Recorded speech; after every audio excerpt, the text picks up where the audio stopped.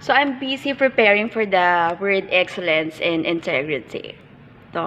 So, we have new subject, which is the UID. So, it was really pala a series. Since it was bago for me, lahat po ng bago, doon naman ako hugot. Pag bago, diba, syempre mag-a-adjust ka.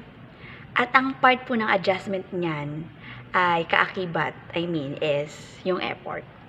Ang taong ma-effort, tandaan nyo, makikita at magmamanifest yan kung paano siya magsalita, paano siya makitungo, paano siya, makiharap, makiusap. Alay na naman sa purposive communication, mga the science of communication. If you have this knowledge on science of communication, malayo kang mabudol.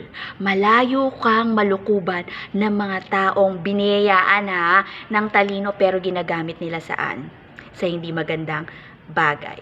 So, alam natin na kapag po mga ganitong klase ng tao at biniyayaan naman tayo ng kakayahan na ma-predict, tulungan po natin yung mga masyadong mabait.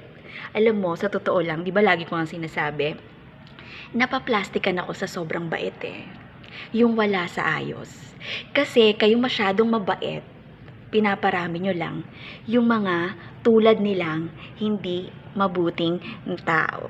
So again, inalign ko na naman yan sa excellence in integrity, parte po ng pagiging excellent po natin. Bagaman hindi mo naman hinahangad, nobody's perfect, is, iba-iba po tayo ng level ng pagtangi sa word na excellence and integrity. As much as possible, you have the integrity on yourself. Kaakibat po niyan yung pagiging tapat.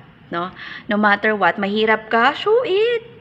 Huwag mo ikahiya. Yun kaysa magpumilit ka nang hindi mo kaya. For me, that was really nakakahiya. Good morning! Talak-talak po tayo habang ang aking isipan was really occupied by a lot of things to do. Pink